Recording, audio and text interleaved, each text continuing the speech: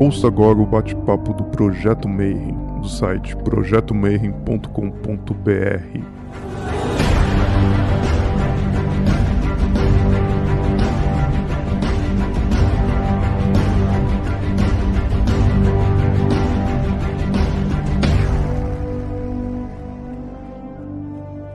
Bom dia para você que é de bom dia, boa noite para você que é de boa noite, boa tarde se você estiver assistindo isso no YouTube. Você está no Bate-Papo Mayhem e a gente em 2020 continua preso em nossas casas. E a gente deveria fazer um evento anualmente, como a gente sempre faz, mas esse ano, por causa da pandemia, a gente vai conseguir falar com nossos convidados internacionais presos aqui. Hoje vai ser em inglês. Nosso convidado de hoje é Pastmaster do 418 Lodge da OTO de Sacramento, onde ele sucedeu a Soror Meral. Ele também é o soberano grande inspetor-geral da Ordem, fundador da Autopsicologia Guilda, membro do Advanced Initiation Training Team, bispo da Eclésia Gnóstica Católica, chanceler e fundador do Templo da Silver Star. So, I'd like to welcome you very much, Mr. David Shoemaker. You're very, very welcome to be with us here.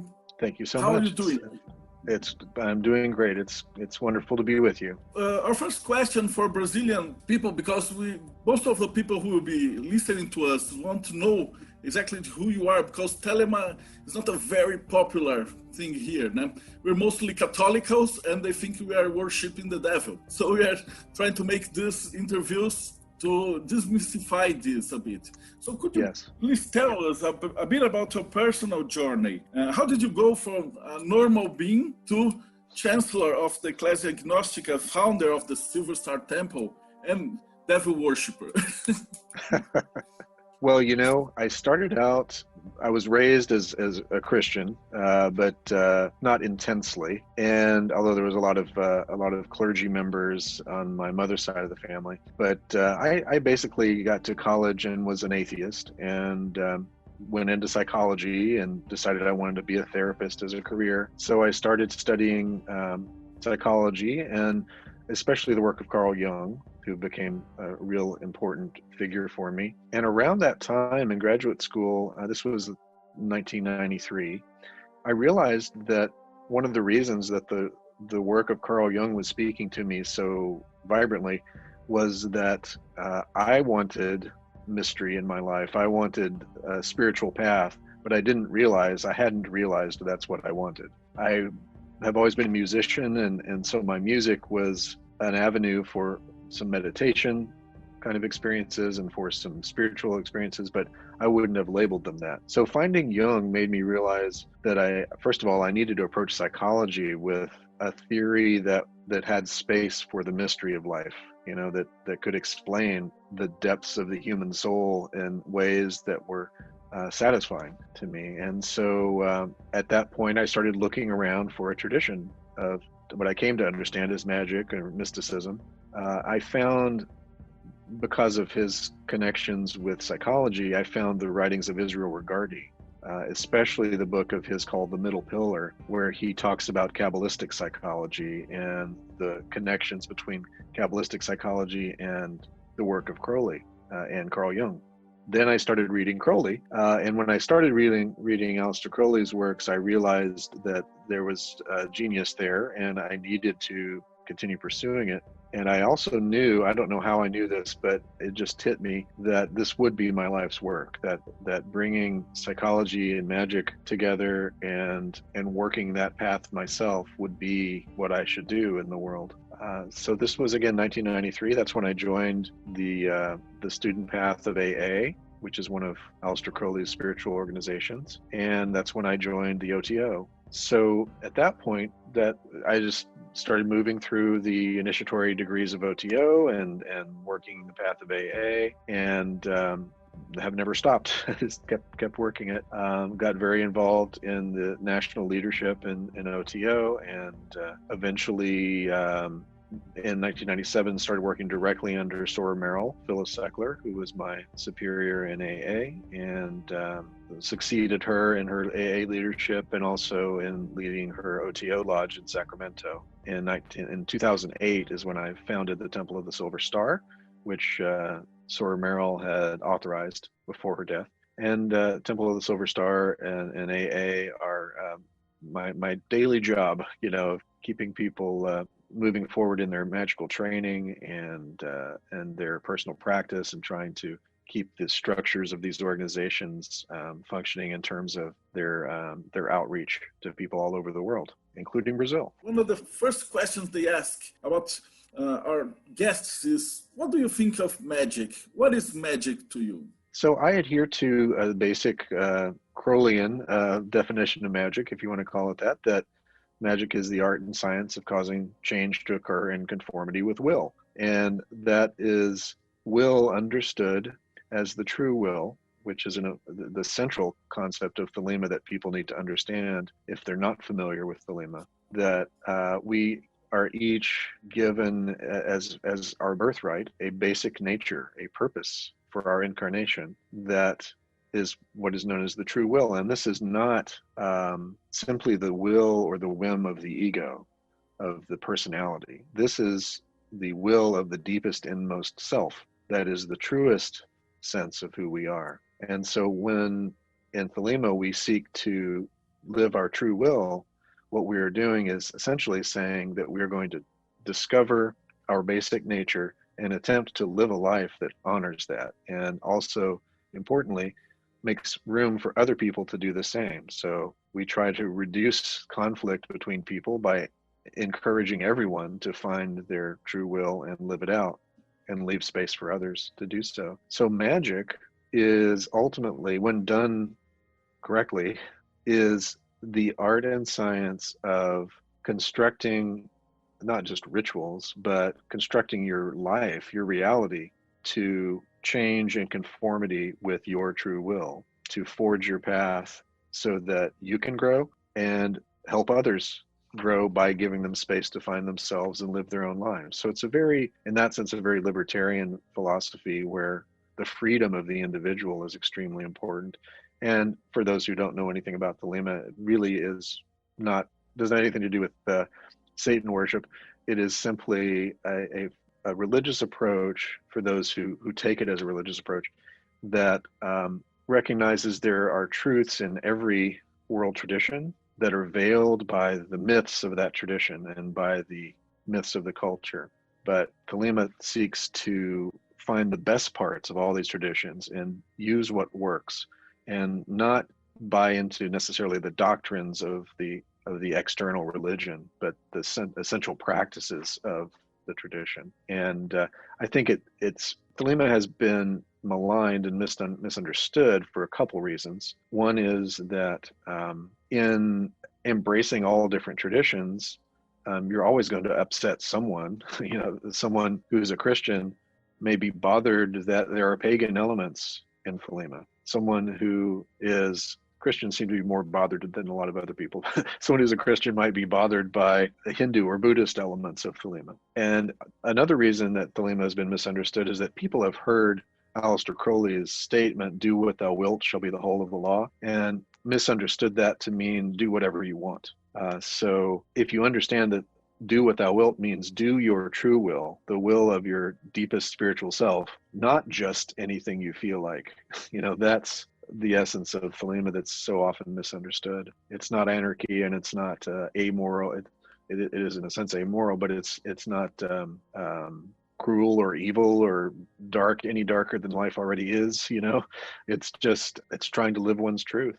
The third reason that Thelema has been so misunderstood is that Crowley, in the early days at least, was willing to take bad publicity over no publicity. And he got a bad reputation in what essentially would be the equivalent of our tabloid newspapers today, like National Enquirer in the US, for example.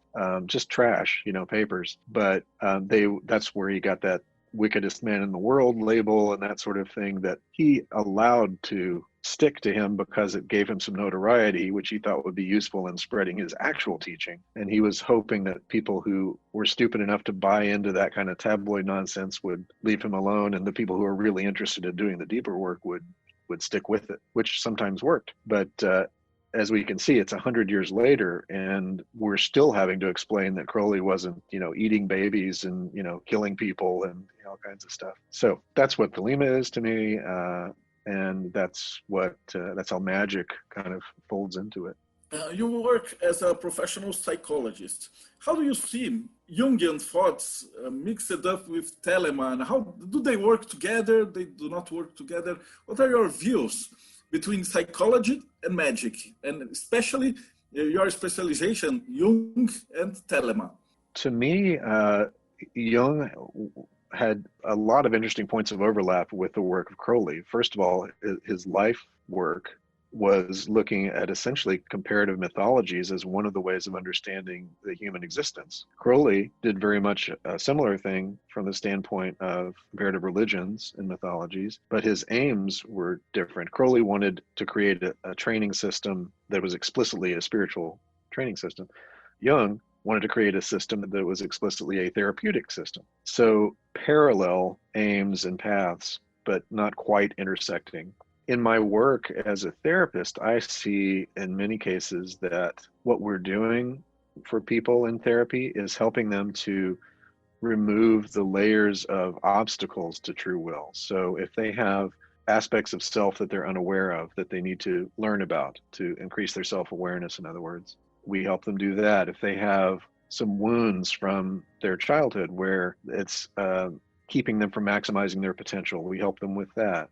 If they have some clinical syndromes like depression or bipolar disorder, whatever it is that are hampering them, then by helping them with those symptoms, we can open up the possibility for them to maximize their possibilities in life, which is essentially saying to sort of free the true will to happen. Now, when I work with people in therapy, I'm usually not using explicitly thelemic terms. I'm not talking about true will with all my patients or anything like that.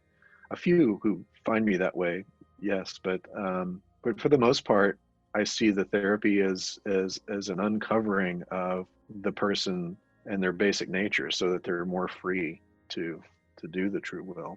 And the Jungian work is such a nice overlap with it because it already incorporates the idea of a transpersonal spiritual path, that there is a reality that is he called it the collective unconscious, of course, but there is a reality of collective mind that is beyond the individual. And the part of us that is the deepest and truest part of us, the self with a capital S in Jungian terms, is also the part that is inherently connected to that greater reality.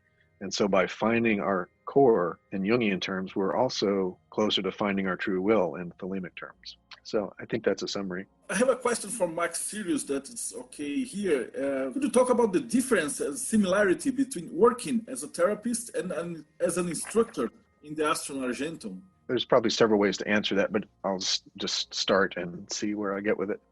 First of all, when I'm working with a student in AA or in Temple of the Silver Star, there are certainly elements of what we might call pastoral counseling that are involved in that, helping them with life issues as it interacts with their magical path. But of course, with the magic student, I am going into all kinds of teachings in terms of ceremonial magic practices and meditation, Raja Yoga, the whole set of Crowley's instructional writings that have, different rituals and different practices. And none of that is happening in the therapy. In therapy, it's going to be much more focused obviously on the psychological side of things, with space for talking about their spiritual path if they want to. But I would never bring that into therapy by default and just assume that someone wanted to take a spiritual slant on things.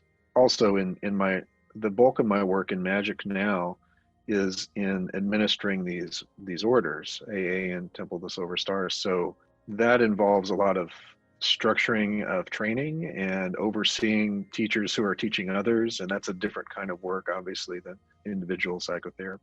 How do you see the difference between the work in the Temple of the Silver Star, the OTO, and the AA, and the student type that thrives in each of these orders? So I'll start with OTO. OTO was an order that pre-existed Crowley, of course. Crowley came along and took over around 1922 and formulated it as an expression of the law of Thelema in a quasi-Masonic context, so the Freemasons. So the idea was to collect a lot of the Masonic traditions, the more mystical leaning Masonic traditions, and pull them together in one track of initiation. But also the OTO possesses the secret of sexual magic, which Crowley was certainly impressed by and used a lot himself. And so that is the technology that OTO in particular employs in its highest degrees. But the key thing for most people to understand about OTO, who, if you're interested in Thelemic organizations generally, is that it is framed on the initiatory patterns of Freemasonry and is not a training and teaching order in the same sense as AA or Temple of the Silver Star. Its aims are fraternal and social primarily, and one learns in the system by taking the initiatory degrees and trying to understand the mysteries being taught. But you're not, testing on your asana, your posture for yoga to pass to the next degree. You're not being tested on magical ability per se to pass to the next degree. It's a social and fraternal organization that is attempting to change society. So that's a very different aim from AA and Temple of the Silver Star. So in AA, what Crowley was attempting to do when he and George Cecil Jones formulated the system in 1907 or so was to take, as I was saying earlier, the best of magical and mystical traditions around the world and find the parts that worked, the techniques that worked, throw out the dogma that was and doctrine that was just in the way, and structure it so that on a pattern of the Tree of Life, much like the original Hermetic Order of the Golden Dawn, structure it on a grade system on the Tree of Life so that people could have milestones. And the key with the training of AA is that you have one teacher and one teacher only. So your whole experience is just working directly with your teacher. Now, one teacher could have multiple students, but each student only has one teacher. And the point is that this is not a social order at all. There are no group rituals other than a couple of initiations in the early stages. And it's not organized into temples or lodges or anything like that.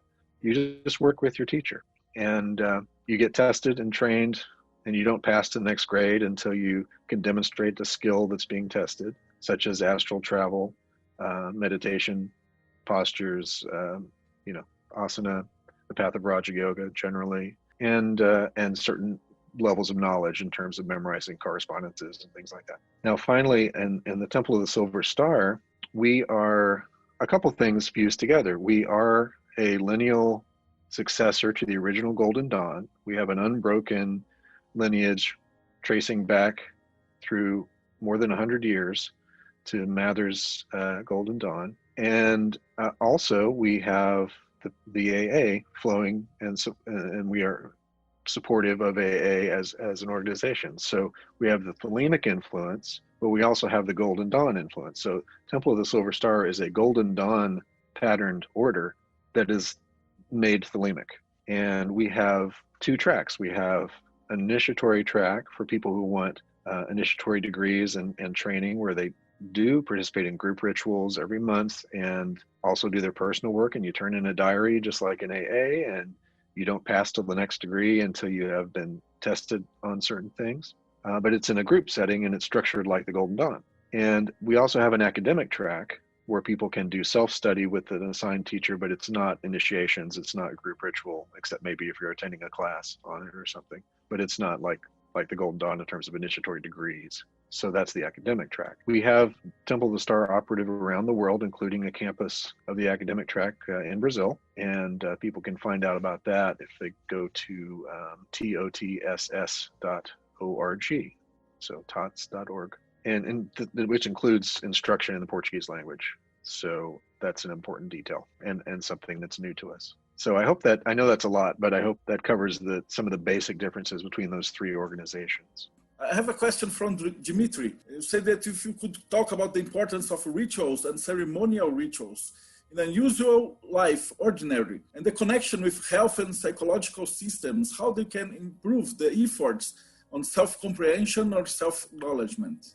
There are some ways that daily ritual practices and certainly daily meditation practices are much like any other meditative tradition, in that it gives you an opportunity each day to simply calm your mind and focus on personal cleansing and letting go of distracting thoughts and sharpening your focus. So like any meditation tradition, you can use ceremonial rituals that way. But also ceremonial magic is a method of obtaining certain changes and results in your life by harnessing what we call correspondences and associations. So we can understand that certain concepts are connected to each other, like certain, for example, from the Kabbalistic tree of life, you might have a certain sphere on the tree of life, like the sphere of Hod, which we in ceremonial magic would associate with things like the color orange, and with the god of Mercury, and with the principle of the human intellect, and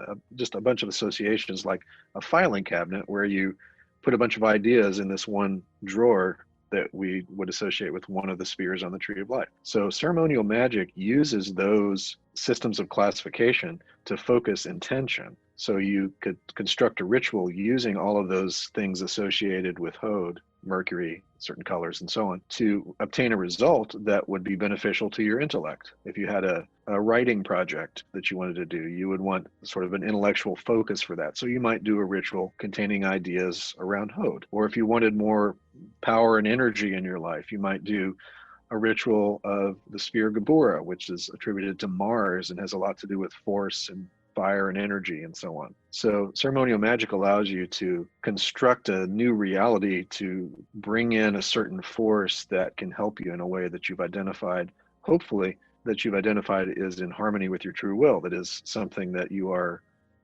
here to do, so you want to do it better. And all of this, in order to do it well, requires improved self-knowledge. The more you know yourself, the more, obviously, you can change your reality to maximize what you need to become and what you need to be doing. If you're unaware of yourself, you're kind of in the dark. You don't know what your magic is for. The more you know your true will, the more you can do magic that you know what it's for, because you have that self-awareness. So I think that's the answer to the question about the benefit of ceremonial magic in terms of self-awareness. Have now your book, Living Thelema, but it's not your first book. So could you talk to us about your books, and why do you think you wrote them, for what purpose, and what's in them, and how's the structure behind writing these books? What do you want to tell people, and the order? So the first books I was involved with getting published were editorial work. So editing and presenting the collected works of my teacher, Sora Merrill, Phyllis Seckler. We did 2 volumes of her collected works, which are available, and one of her poetry collections. I also edited a volume of Jane Wolfe's diaries from the Abbey of Thelema at Cefalù, where she was studying with Crowley, and that came out. That was the first one to come out, actually, under Temple of the Silver Star in 2008. I started the podcast Living Thelema in 2010, and 2013 I had amassed 30 or 40 episodes of Living Thelema, each of which would make a pretty good book chapter, I thought. So Living Thelema came out in 2013, mostly based on the podcast episodes. And the whole premise of Living Thelema, both as a podcast and a book, is that I wanted it to be practical. I wanted it to be instructions that people could actually use. I was not interested in making a history book, and I was not interested in making it a survey of philosophies, and I was not interested in being an academic exercise. I wanted practical, usable instructions for people. So most of everything that's associated with Living Thelema has a definite practical side to it. I will be coming out, I continue to do the podcast, Living Thelema, resumed new episodes a few months ago. And I will be coming out with the second volume of the Living Thelema book here in the next year or so, collecting all sorts of material that didn't make it into the first book, and it's based on new podcast episodes that I'm doing, and other stuff too. So that's come out. And then the most recent thing I published was co-edited with Lon Milo Duquette. It's Llewellyn's Complete Book of Ceremonial Magic. So this is a number of different authors, each contributing a chapter about a different aspect of ceremonial magic. So we have sort of a spirit evocation chapter and a golden dawn chapter and an alchemy chapter and a thelema chapter, which I also wrote, and paganism chapter, whole chapter on Kabbalah. So it's a really good starting place for anybody interested in ceremonial magic. And that's out from Llewellyn Publications, of course. I also published a book in 2016 called The Winds of Wisdom, which is the record of my scrying of the 30 Enochian Aethers, the same scryings that Crowley did that were published in The Vision and the Voice. So that book is available, and in addition to the full transcript of all the visions, at the end is the methodology I used. So if someone's interested in doing those kinds of Aether scryings, they can pick up that book and have a complete guide to how to do it. So I think that's a pretty good summary of the books. Well, I have some more questions from Breno. He said how it was working with Soror Meral. She was wonderful and was really, for the last decade of her life, my closest friend, and in addition to being my teacher and a co-worker, essentially in magic. She was extremely sharp, and that sharpness was often mostly dedicated to teaching. But sometimes she was a good psychologist, essentially, even though she wasn't trained to be one. She got people, and she understood people well, and would not put up with people who were having ill intentions. It was delightful to be able to work with her. I used to live an hour and a half away from her when she lived in Oroville, California, and I lived in Sacramento, California. I now live in North Carolina, in the eastern part of the U.S. And I would go up there every month at least and talk to her, and she would teach classes out of her home there. And I just felt lucky to be alive at the same time on the planet as her. She was the highest ranking Thelemite in the world, and I felt it was an incredible honor to be able to work with her directly and be her student. I have a question from Diana. She says, do you believe that there will be a change in the way of practicing magic after all this event generated by the pandemic? How do you see this tendency to withdraw and perform rituals individually or collectively? How do you think magic will change from now on? Well, I can tell you one thing that's already changed, and that is that we've gotten a lot more inquiries about AA because people know it's mostly solitary, and people have a lot of free time that they didn't have as much of when they were going out of their house. So staying home has resulted in a population of people who are actually seem to be more interested in doing the inner work than ever before. People who are picking up meditation for the first time, people who are reaching out for training that they can do at home in terms of magic. I do think in terms of how magic will change, I think one of the primary ways it has already begun changing is for people to utilize technology in new ways in regard to shared rituals. You're seeing online rituals more than ever, where people are in different places simultaneously doing some component of a ritual, but maybe on a video feed with all the other people doing the rituals. So things like that were possible before the pandemic, but I don't think people were as called to do that sort of thing before they didn't have any other option. Whether magic will change permanently as a result of the pandemic in terms of that sort of focus on more individual work, or the technology side of it, is I don't know. I suspect with most things, as with most things, society will adapt again when things change again, and then some of what we've experienced with the pandemic will go back to the way it was. I think there's a new appreciation for the value of technology in magic that probably will always be affected by what we've all been through together. I have a question from Cesar. He said, what were your impressions in the Enochian work? You said you had a book about the 8 years. So could you tell us about your experience in evoking what happened and some funny case? Sure. So the book, again, was the Winds of Wisdom. And the first thing that is compelling and important to say about that particular Enochian work is that it is initiatory in and of itself. As I went through the Aethers, and you can certainly see this in Crowley's scrying as well. As I went through the Aethers, it was clear that I was having to transform myself as I did it. And sometimes I realized that I couldn't go on to the next one until I had accomplished a certain task, an inner task or an outer task. Sometimes I would intend to go on to the next Aether like the next day, but it would end up being 6 months. And then when I finally get around to it and I went into the next Aether, the communication that would come through would make it clear that I had to wait, that it had to be delayed because I had work I had to do. And I didn't realize that that's why I was doing that work, that's why I was doing that growth. So anybody who approaches the Enochian Aethers like that should be aware that it will change you. I do think it's safe. I don't mean to sound like it's should be scary. I never got the sense that any of these entities were out to harm me or anyone else. I think the worst thing that can happen from doing these Aether scryings is that you won't get much that's useful because your own level of preparedness is not sufficient. I think the worst consequence is that you've kind of wasted your time because you didn't do some additional inner preparation before you did the scryings. But the other thing that was really apparent to me after doing the series of scryings was that I was learning things that I couldn't have thought of myself. I know I couldn't have thought of these things myself. And so the material itself from these visions proved to me that I was accessing something beyond myself. You could argue that it's not really beyond yourself. It's just sort of unexplored parts of the self that are out there in the cosmos. And we're all, as Lon Duquette says, it's all in your mind, but you just don't realize how big your mind is. So there's that argument. But the experience of it is sort of like, where did this come from?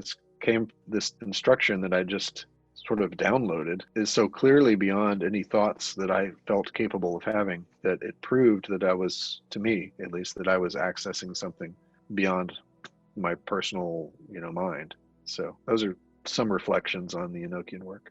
I have a question that's a favorite among Brazilians. We ask almost all guests that we have here is, what are your personal beliefs from the afterlife? What do you think happens when a person dies?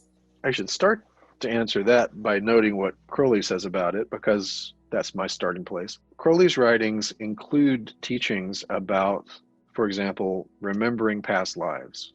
There's a document called Liber Thisharb, and it's assigned at a particular stage of the AA work where the magician is supposed to be trying to follow their mind backwards to its origin and beyond. So his teachings include references to doctrines of reincarnation, and that basically the small personality doesn't necessarily survive death, physical death, but the deepest soul does and reincarnates and then takes on a new personality and lives a new life to continue the true will. So the true will can be a trans-incarnation concept as well. A process that from lifetime to lifetime explains the continuity of the soul, not just of the personality. And so with that as a starting place, you also have to understand that Crowley wanted his students to question that, to not assume that if they had something that they thought was a past life memory, to not assume that that was objectively true, to be skeptical, to test that idea, and to recognize that it might just be that it's a useful construct to understand yourself. But my personal experience of what I deem to be past lives and my personal experience from encountering and being in relationship with my own holy guardian angel, which is another concept we should probably talk about, is that I feel like I've proved to myself, or my experience has proved to me, that there is an energetic world beyond the life of the physical body that very likely persists when the physical body does not. And that doctrine of reincarnation has some merit to it in terms of explaining why we're here to be who we are and then what we have to do next. Well, I have a question from Priscilla. It's about the Holy Guardian Angel. You already mentioned it. But how was your experience in the search for the Holy Guardian Angel, and how that happens to you, your personal experience? Holy Guardian Angel is Crowley's term for that entity or aspect of self, depending on who you ask, that when you connect with it represents a personal enlightenment, where you are instructed more fully in your true will, and you are on the path to become a sort of a complete human, in that you have tapped into the source of spiritual force. unique to you. And the good thing about the Holy Guardian Angel concept is that you don't have to know what it is, because when you do the work and get to that point of attainment, it will all make sense, and it won't matter what you were told it was going to be about, or what you read it was about. What will matter is your own individual experience. So I encourage people not to worry too much about what is the Holy Guardian Angel. If you just do the steps, those keys will be given to you, and the doors will be unlocked in terms of understanding. For me, the encounter with the angel, which was in 2004, opened the door to the unfolding of almost, for the rest of my life, that the work I've been doing in Thelema and in psychology and in every other aspect of my life has been informed by that attainment. Because once you know your true will with that degree of certainty, you have to live a life that is suited to it. That's the next step. That's the task. It comes down to karma, which I see someone asked about. That the karma yoga of Thelema is knowing your true will and then working in the world to build a life that honors it, that makes space for it, that does away with obstacles to it. So I think that's answering both the karma and the HGA question. I have a question also from Kastia. He said, early on, you related Crowley and Jung, both in terms of timeline and their work, especially how they make sense together for you. There are some post-Jungian authors, such as Paul Young, Eisendra, Susan Holland, Ricky Tanner, and others that have been reviewing Jungian theory from a female and feminist state view. Do you see the same being done in Crowley's work, especially by women? Yes, I'm encouraged by signs of that in Thelema and hope it happens more and more. Of course, you're speaking to someone whose biggest influence in Thelema was a woman, and having Sora Merrill as my teacher made it absolutely certain that I was going to understand the value of women in Thelema. And certainly one of her one of the things she felt strongly about in her life and wanted to be sure was carried forward was, the importance of having women in positions of authority within Thelema and understanding the feminine perspective as it applied to these basic concepts of magic and mysticism and life itself. Certainly, Sora Merrill's writings have been important, and I think we've seen in the last 5 or 10 years, especially, a lot of female authors coming out in the Thelemic world and starting to be more recognized as they should be. So I would love to have a Thelema, and I'd like in the rest of my life to see a Thelema that was much more influenced by the perspectives of women. And the problem, as with many things in the world, is that there's been far too much male monopoly of certain groups and things like that I would like to see change. About that change, I had a question from Lucas Fortunato. He said, Telema's purpose, a way to achieve true will, but Telema also purposed a path for the evolution of humanity. Crowley said that humanity will have to face immense challenges. We lived through world wars. Today we are more than 8 billion people coexisting, and the ecological problems. Is there anything Telema would have to offer to humanity? What is Telema's greatest contribution to current times, in your opinion? That's a fantastic question, and one I think a lot about. And I think what it boils down to is that Thelema, what the world needs at any time, but especially in a tipping point of crisis, ecologically, and population, and societal collapse when it comes to fascism and things like that. I think what the world needs is for everyone in the world to bring the best of themselves to the world. The best hope for the world evolving and surviving and getting healthier is for each person to know themselves, discover their true will, and try to do it, and leave space for others to do the true will as well. So that what that means in practice is that everyone's true will is a service to the world. By attempting to live out our true will, not only do we bring the best of ourselves to the world, but we maximize the possibility of making the world a better place, because our own unique gifts are what we're bringing to the world. We're like any ecosystem thrives when every part of it is able to play its part, to play its role. And so for the human ecosystem to survive and evolve, each of us needs to find what our role is and do it. So the path of self-awareness in Thelema is synonymous with the path of service to all of humanity, in my view.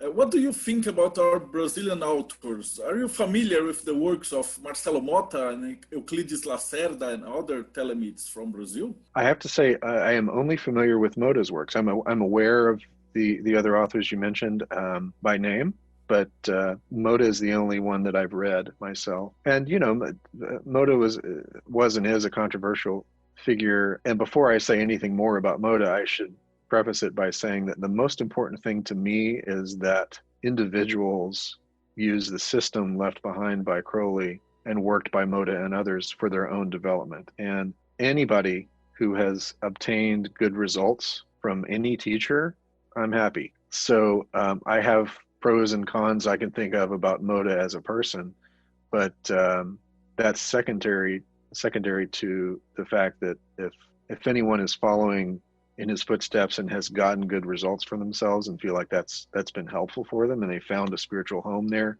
then that's beautiful. And I'm really happy that that's the case. The main controversy involving Motta in terms of Thelemic organizations is successorship when it comes to OTO and AA. And both reasonable and unreasonable people can disagree on the answers to those questions. I don't know if it's that useful for me to go into all the details of that, of the succession issue and such, just because it's so complicated and could probably spend a couple hours just talking about the intricacies there. But I think in summary, what I could say is that I do believe that in terms of succession to Crowley and Germer, that Sora Merrill had the best claim to be the rightful heir to that, if you're going to narrow it down to one. But that said, I appreciate the work that everyone does under the banner of AA, and that is the most important thing, far more than who's right or wrong. And the next question from Dimitri also. We are having a problem here in Brazil. I believe you have the same problem in the United States, because there's white supremacists infecting our community. So how are you dealing with that? You think it's a psychological, like a collective movement, is a social disease, or there's a spiritual issue? What's your vision about that? We're having the same problem here, especially with Asatru and the religion and Telema mostly. But I think in the United States it's even worse than here. No? What are your views about it?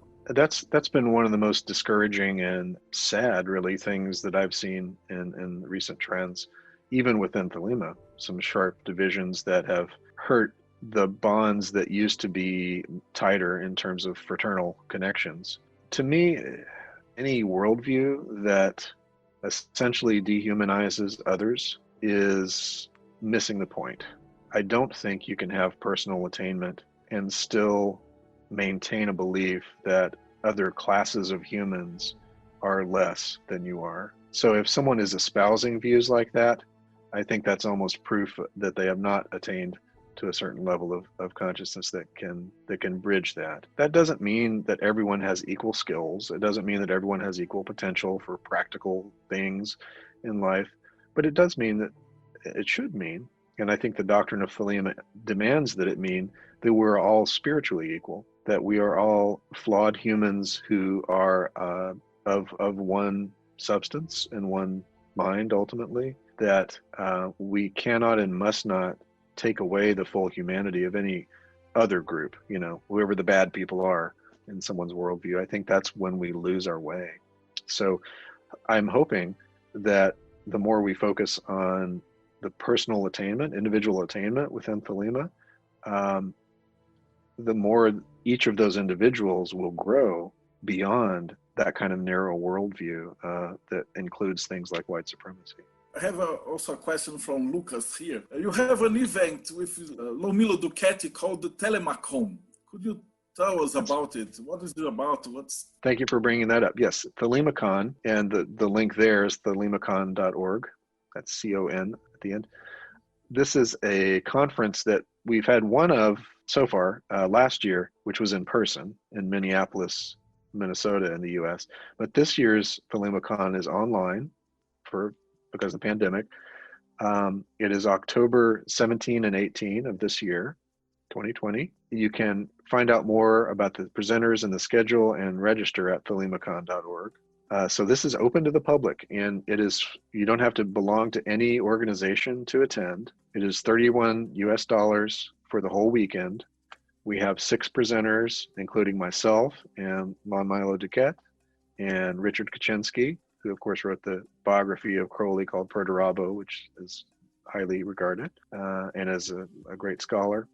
A lot of other ways, and also Harper Feist and Lauren Gardner and Andrew Farrell are other presenters this year. So this is going to be Saturday and Sunday all day, with each presenter doing 2 presentations, one on each day, covering a lot of topics of interest to Thelemites and magicians generally. So if you go to that website, you can see we've got the schedule up and you can register there. And I'm hoping we get lots of attendance from around the world, since of course you don't have to leave your house to attend. Very excited about it. Well, we're almost getting to the end of the talking show. So what advice would you give to people who are just getting started with magic? In Living Thelema, I make a few recommendations for getting started with a basic magical regimen. And that's probably the first answer, which would be to start a diary, to begin practicing something every day and writing it all down in the diary. Now, what I recommend for people just getting started would be spending a few months just working with the Lesser Banishing Ritual of the Pentagram and the practice called Liber Resh that Crowley wrote, which is adorations of the sun 4 times a day. Eventually, and also at that time as a start, basic meditation practices, getting started with sitting still every day and trying to enhance your ability to still the mind. So once one has worked with the Banishing Ritual and Liber Resh and basic meditation for a while, you can start adding in other practices like the Middle Pillar from Israel Regardie and others, the Lesser Ritual of the Hexagram, and starting to explore some of the other works and rituals of Aleister Crowley. But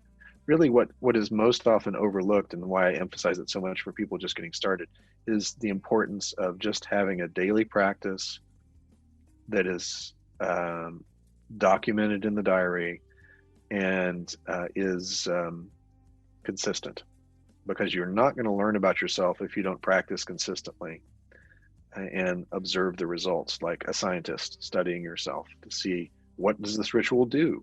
How does it affect me? How do I feel when I do it? How well am I able to visualize what I'm supposed to be visualizing?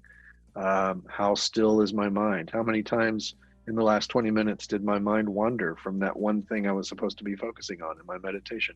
So basic skills like that are vital. And so for the beginning Thelemite, consider starting with a regimen like that. Read Crowley in the original, especially instructions like Magic in Theory and Practice, Magic Without Tears, 8 lectures on yoga, and books such as that. I can unashamedly say that Living Thelema as a book is a pretty good starting place. I would also recommend the work of Lon-Milo DuQuette and his explorations of things like the Thoth Tarot and other magical topics. I'd like to thank you a lot, very, very much from the bottom of our hearts. It was a great opportunity for us. Thank you. You want to say goodbye for our listeners? All right. Thank you, everyone. Thank you for being here, and I hope you got some interesting information out of the talk today. And okay, people, e muito agradecido por hoje. Então, se você ainda não assinou, aperta o like, põe para seguir o canal, aperta o sininho e essas coisas de YouTube, de tudo. E a gente se vê no próximo Bate-Papo Mayhem.